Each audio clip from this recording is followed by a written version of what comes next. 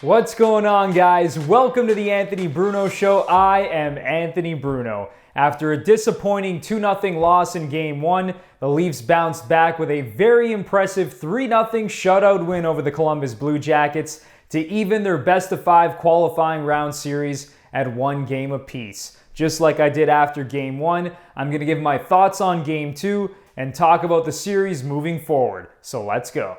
It was absolutely imperative that the Leafs won Game 2 because teams that go down 2-0 in a best-of-5 series in the Stanley Cup playoffs have gone on to win the series just once in 56 tries. So the Leafs would have been in a terrible spot if they lost Game 2, so it was very nice to see them bounce back. Game 1 was very uneventful. There weren't a lot of high-danger scoring chances for either team, but the Leafs definitely opened things up in Game 2. They played a lot more aggressively, they were skating harder, they were able to penetrate that Blue Jackets defense and generate a lot more high-danger scoring chances. And it was awesome to see because that's when the Leafs are at their best, when they're possessing the puck, when they're putting max pressure on the opposing team, and we were able to see a lot of their star players have better games in game number 2. And another thing that was great to see was a little physicality as well. Kyle Clifford absolutely laid out Dean Kukin early in the first period.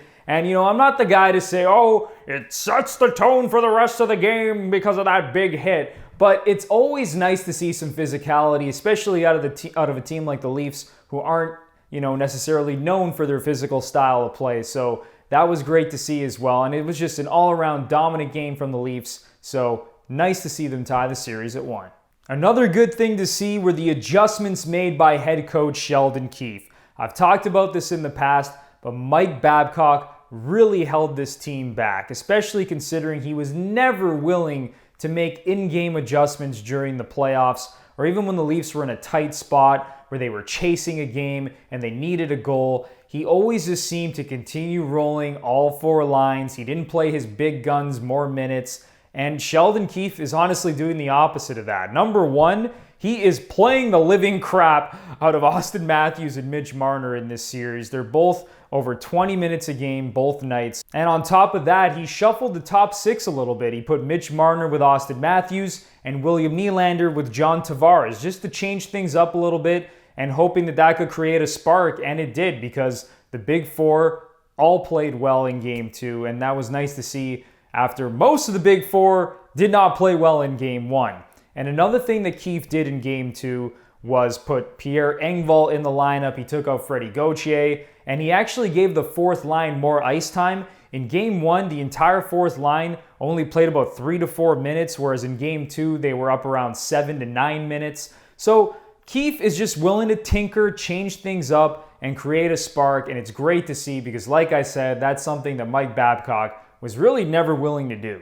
All right, so after leading the Leafs in ice time with over 24 and a half minutes in Game 1, Austin Matthews played over 22 minutes in Game 2, and he was fantastic once again. He had a goal and an assist, 3 shots on goal, and he finally broke the deadlock and was the first guy to solve Jonas Korpisalo, who was starting to look like Dominic Hasek in his prime. So another great game from Austin Matthews. This guy, no matter what, always seems like he's able to generate something in the offensive zone. He is the most dangerous player on the Leafs. And the other 3 stars, John Tavares, Mitch Marner, and William Nylander, stepped up after they were pretty bad, to be honest, in Game 1. They combined for just 3 shots on goal and were left off the score sheet in the first game. But in Game 2, the 3 of them combined for 14 shots on goal, 8 of them coming from John Tavares. They combined for a goal and an assist and just looked a lot more dangerous. And it was great to see, especially from John Tavares, who was able to score the Leafs' 2nd goal on a breakaway. So when the captain starts to get going, when you combine that with the play from Austin Matthews and you have those 2 guys buzzing down the middle, that just creates so many matchup nightmares for opposing teams. So if the Leafs' top 2 centermen are able to continue that, not only in this series but throughout the playoffs, then honestly, they're going to have as good a chance as anyone to make a very deep postseason run. And of course, we have to talk about the play of Leafs goaltender Freddie Andersen, because he kind of started to develop a reputation of not being his best come playoff time. And another thing about Freddie is that He doesn't get off to hot starts. At the beginning of seasons, it always takes him a lot of time to get going, but he has been fantastic so far in these first 2 games. He has stopped 54 of the 55 shots he has faced. The only blunder he's had was that soft goal he let in from Cam Atkinson in Game 1. Otherwise, Freddie has been fantastic, and obviously, he is going to be a major factor for the Leafs moving forward. They need him to play well if they want any chance to make some noise in the playoffs. But as well as the Leafs played in Game 2, everything was sort of overshadowed by the injury to defenseman Jake Muzzin. It was a very scary incident in the third period where his head collided with Oliver Bjorkstrand's knee. He went down, he had to be stretchered off the ice, he was taken to hospital, so it's not looking good for Jake Muzzin right now. At the time that I'm recording this, it appears that he's probably going to miss the rest of the series, and that is obviously going to be a huge blow for the Toronto Maple Leafs. He's one of their top 2 defensemen. He has a ton of playoff experience. He brings that edge and physicality, so he's obviously going to be missed. So hopefully Jake Muzzin is okay and is going to be able to return to the lineup a lot sooner than we all think. So we now have a best-of-3 situation between the Leafs and Blue Jackets, and like I mentioned, if Jake Muzzin does miss the rest of the series, that's obviously going to be a huge blow for the Maple Leafs. Martin Marincin or Rasmus Sandin is going to replace Muzzin in the lineup.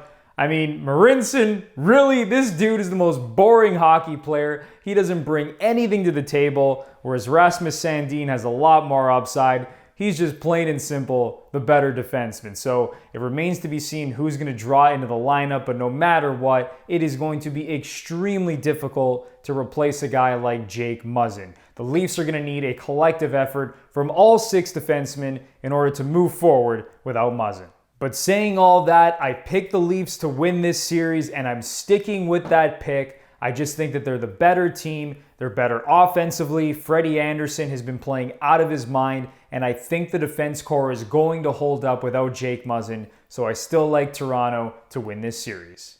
Thank you guys so much for watching this video. Let me know what you think of this series moving forward. Are the Leafs going to win, or are the Blue Jackets going to pull off the upset? Let me know in the comments. And as always, I would really appreciate it if you liked the video, share it on social media, and subscribe to my channel, especially if you're a sports fan and want to see more content like this. It would really, really help me out. So that does it for this video, and I will see you guys next time.